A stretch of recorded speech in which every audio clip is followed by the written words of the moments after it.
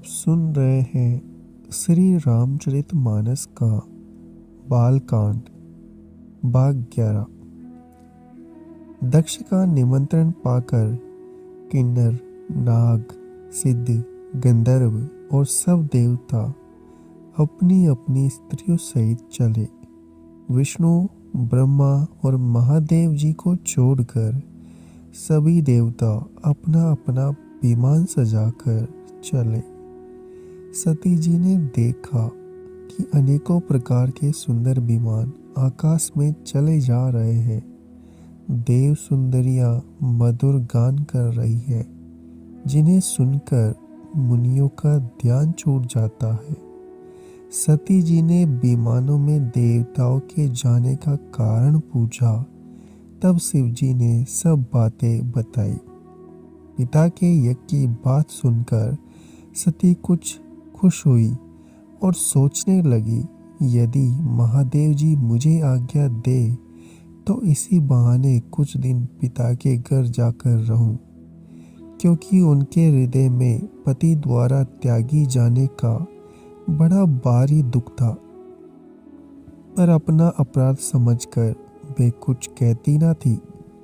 आखिर सती जी संकोच और प्रेम रस में सनी हुई मनोहर वाणी से बोली, हे प्रभु, मेरे पिता के घर बहुत बड़ा उत्सव है। यदि आपकी आज्ञा हो तो हे कृपादान, मैं आदर सहित उसे देखने जाऊं। शिवजी ने कहा, तुमने बात तो अच्छी कही, यह मेरे मन को भी पसंद आई, पर उन्होंने न्योता नहीं भेजा, यह अनुचित है। दक्ष ने अपनी सब लड़कियों को बुलाया है, किंतु हमारे बैर के कारण उन्होंने तुमको भी बुला दिया। एक बार ब्रह्मा की सभा में हमसे अप्रसन्न हो गए थे, उसी से अब भी हमारा अपमान करते हैं। हे भवानी, जो तुम बिना बुलाए जाओगी तो ना शील स्नेह ही रहेगा और ना मान मर्यादा ही रहेगी। यद्यपि इसमें संदेह नहीं कि मित्र, स्वामी, पिता और गुरु के घर बिना बुलाए भी जाना चाहिए, तो भी वहाँ कोई विरोध मानता हो, उसके घर जाने से कल्याण नहीं होता। शिवजी ने बहुत से प्रकार से समझाया, पर होनहार बस सती के हृदय में बोध नहीं हुआ। फिर शिवजी ने कहा कि यदि बिना बुलाए जाओगी तो हमारी समझ में अच्छी बात नहीं होगी। शिवजी ने बहुत प्रकार से कहकर देख लिया, किंतु जब सती किसी भी प्रकार से नहीं रुकी, तब त्रिपुरारी महादेव जी अपने मुख्य गणों को साथ देकर उनको विदा कर दिया। भवानी जब पिता दक्ष के घर पहुंची, तब दक्ष के डर के मारे किसी ने उनकी आवभगत नहीं की। केवल एक माता भले ही आदर से मिली, बहनें बहुत मुस्कुराती हुई मिली। दक्ष ने तो उनकी कुछ कुशल तक नहीं पहुंची। सती जी को देखकर उल्टे उनके सारे अंग जल उठे। तब सती ने जाकर यज्ञ देखा तो वहां कहीं शिव जी का भाग दिखाई नहीं दिया। तब शिव जी ने तो कहा था, वह उनकी समझ में आ चुका था। स्वामी का अपमान समझकर सती का हृदय जल उठा। पिछला परित्याग का दुख उनके हृदय में उतना नहीं व्यापा था, जितना महान दुख इस समय पति अपमान के कारण हुआ। यद्यपि जगत में अनेक प्रकार के दारुण दुख है, तथापि जाति अपमान सबसे बढ़कर कठिन है। यह समझकर सती को बड़ा क्रोध हो गया। माता ने उन्हें बहुत प्रकार से समझाया, परंतु उनसे शिवजी का अपमान सहा नहीं गया। इससे उनके हृदय में कुछ भी प्रबोध नहीं हुआ, तब वे सारी सभा को हठपूर्वक डांट कर क्रोध भरे वचन बोली, हे सभासदों और सब मुनीश्वरों, सुनो। जिन लोगों ने यहाँ शिव की निंदा की है या सुनी है, उन सबको उसका फल तुरंत ही मिलेगा, और मेरे पिता दक्ष भी भली भांति पछताएंगे। जहाँ संत शिवजी और लक्ष्मीपति विष्णु भगवान की निंदा सुनी जाए, वहाँ ऐसी मर्यादा है कि यदि अपना वश चले तो उस निंदा करने वालों की जीव काट ले, और नहीं तो कान मूंद कर वहाँ से भाग जाए। त्रिपुर दैत्य को मारने वाले भगवान महेश्वर संपूर्ण जगत के आत्मा है। वे जगत पिता और सबका हित करने वाले हैं। मेरा मंद बुद्धि पिता उनकी निंदा करता है, और मेरा यह शरीर दक्ष ही के वीर्य से उत्पन्न है। इसलिए चंद्रमा को ललाट पर धारण करने वाले वृष केतु शिवजी को हृदय में धारण करके मैं इस शरीर को तुरंत ही त्याग दूंगी। ऐसा कहकर सती ने योग अग्नि में अपना शरीर भस्म कर डाला। सारी यज्ञशाला में हाहाकार मच गया। सती का मरण सुनकर शिवजी के गण यज्ञ विध्वंस करने लगे। यज्ञ विध्वंस होते देखकर मुनीश्वर भृगु जी ने उसकी रक्षा की। ये सब समाचार शिवजी को मिला। तब उन्होंने क्रोध करके वीरभद्र को भेजा। उन्होंने वहां जाकर यज्ञ विध्वंस कर डाला और सब देवताओं को यथोचित दंड दिया। दक्ष की जगत प्रसिद्धि वही गति हुई जो शिवद्रोही की हुआ करती है। यह इतिहास सारा संसार जानता है, इसलिए मैंने संक्षेप में वर्णन किया। सती ने मरते समय भगवान हरि से यह वर मांगा कि मेरा जन्म जन्म में शिवजी के चरणों में अनुराग रहे। इसी कारण उन्होंने हिमाचल के घर जाकर पार्वती के शरीर से जन्म लिया। जब से उमा जी हिमाचल के घर जन्मी, तब से वहाँ सारी सिद्धियाँ और संपत्तियाँ छा गई। मुनियों ने जहाँ तहाँ सुंदर आश्रम बना लिए और हिमाचल ने उनको उचित स्थान दिया। उस सुंदर पर्वत पर बहुत प्रकार के सब नए नए वृक्ष सदा पुष्प फल युक्त हो गए, और वहाँ बहुत तरह की मणियों की खानें प्रकट हो गई। सारी नदियों में पवित्र जल बहता है, और पक्षी पशु ब्रह्मर सभी सुखी रहते हैं। सब जीवों ने अपना स्वाभाविक बैर छोड़ दिया, और पर्वत पर सभी परस्पर प्रेम करते हैं। पार्वती जी के घर आ जाने से पर्वत ऐसा शोभायमान हो रहा है, जैसा राम भक्ति को पाकर भक्त शोभायमान होता है। उस पर्वतराज के घर नित्य नए नए मंगल उत्सव होते हैं, जिसका ब्रह्मादि यश गाते हैं। जब नारद जी ने यह सब समाचार सुना, तो वे कौतुक कही हिमाचल के घर पधारे। पर्वतराज ने उनका बड़ा आदर किया और चरण धोकर उनको उत्तम आसन दिया। फिर अपनी स्त्री सहित मुनि के चरणों में सिर नवाया और उनके चरणों को सारे घर में छिड़काया। हिमाचल ने अपने सौभाग्य का बहुत बखान किया और पुत्री को बुलाकर मुनि के चरणों पर डाल दिया और कहा, हे मुनिवर, आप त्रिकालज्ञ और सर्वज्ञ हैं। आपकी सर्वत्र पहुँच है, अतः आप हृदय में विचार कर कन्या के दोष गुण कहिए। नारद मुनि ने हंसकर रहस्य युक्त कोमल वाणी से कहा, तुम्हारी कन्या सब गुणों की खान है। यह स्वभाव से ही सुंदर, सुशील और समझदार है। उमा, अंबिका और भवानी इसके नाम हैं। कन्या सब लक्षणों से संपन्न है।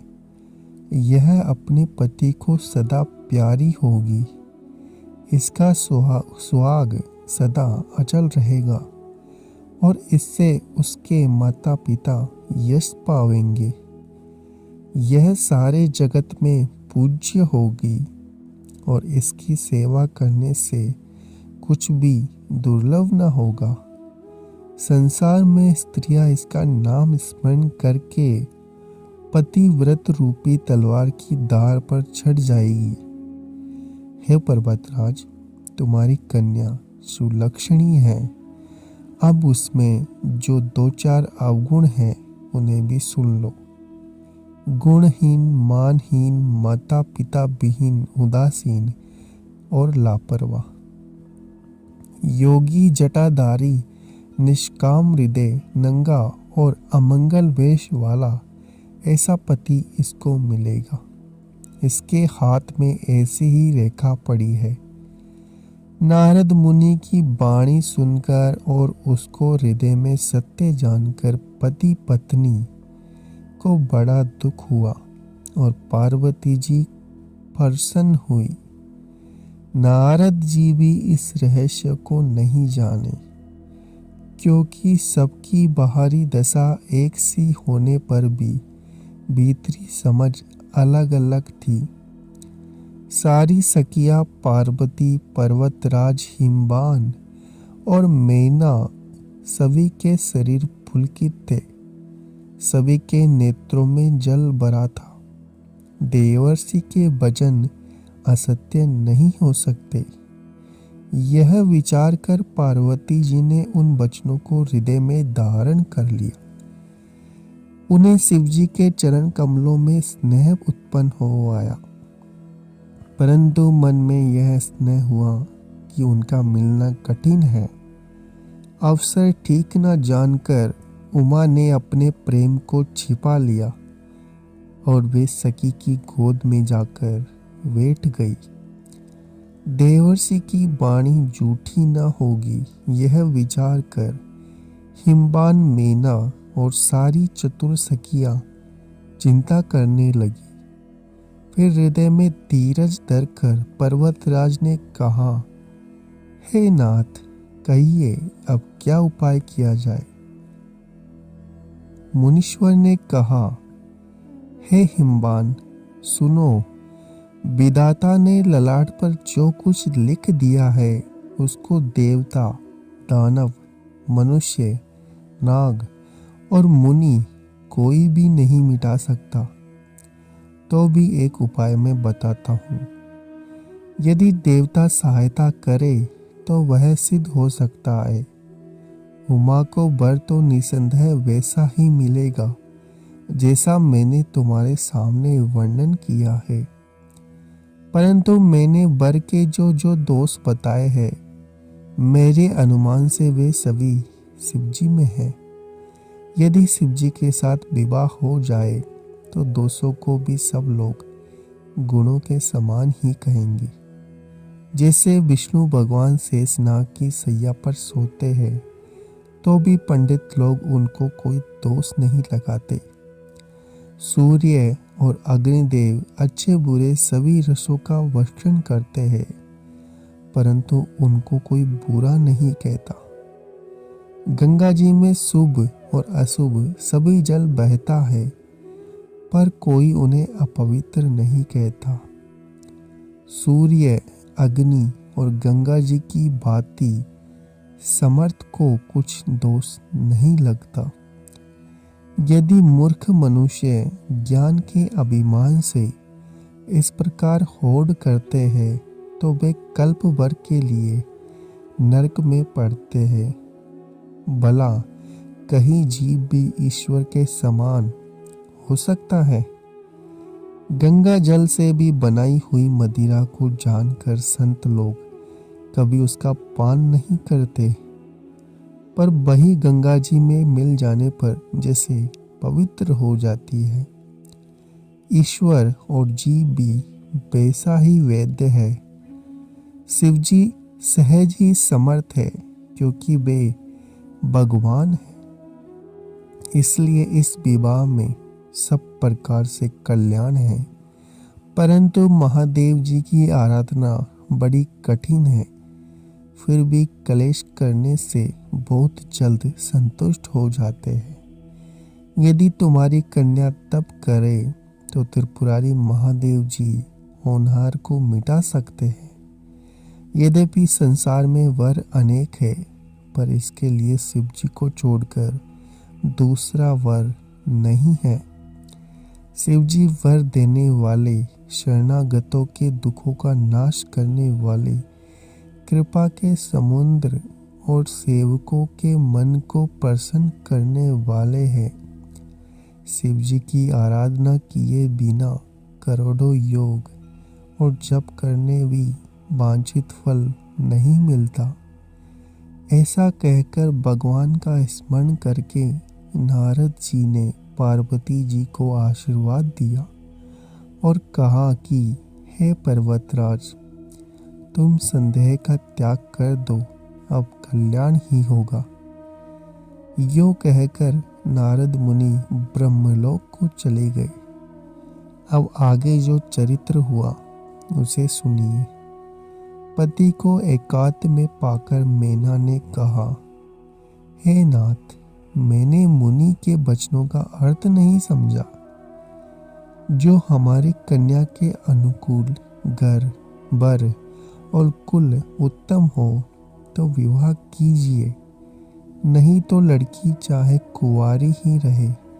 मैं अयोग्य वर के साथ उसका विवाह नहीं करना चाहती, क्योंकि है स्वामिन, पार्वती मुझको प्राणों के समान प्यारी है। यदि पार्वती जी के योग्य वर न मिला तो सब लोग कहेंगे कि पर्वत स्वभाव से ही जड़ होते हैं। हे स्वामी, इस बात को विचार कर ही विवाह कीजिएगा, जिसमें फिर पीछे हृदय में संताप न हो। इस प्रकार कहकर मीना पति के चरणों पर मस्तक रखकर गिर पड़ी। तब हिमवान ने प्रेम से कहा, चाहे चंद्रमा में अग्नि प्रकट हो जाए, पर नारद जी वचन झूठे नहीं हो सकते। हे प्रिय, सब सोच छोड़कर श्री भगवान का स्मरण करो। जिन्होंने पार्वती जी को रचा है वे ही कल्याण करेंगे। अब यदि तुम्हें कन्या पर प्रेम है तो जाकर उसे यह शिक्षा दो कि वह ऐसा तप करे जिससे शिव जी मिल जाए। दूसरे उपाय से यह कलेश नहीं मिटेगा। नारद जी के वचन सुनकर उनके रहस्य से युक्त और सकारण है, और शिव जी समस्त सुंदर गुणों के भंडार है। यह विचार कर तुम मिथ्या संदेह को छोड़ दो। शिव जी सभी तरह से निष्कलंक है। पति के वचन सुनकर मन में प्रसन्न होकर मैना उठकर तुरंत पार्वती जी के पास गई। पार्वती को देखकर उनकी आंखों में आंसू भर आए। उसे स्नेह के साथ गोद में बैठा लिया। फिर बार बार उसे हृदय से लगाने लगी। प्रेम से मैना का गला भर आया। कुछ कहा नहीं जाता। जगजननी भवानी तो सर्वज्ञ ठहरी। माता के मन की दशा को जानकर वे माता को सुख देने वाली कोमल वाणी से बोली,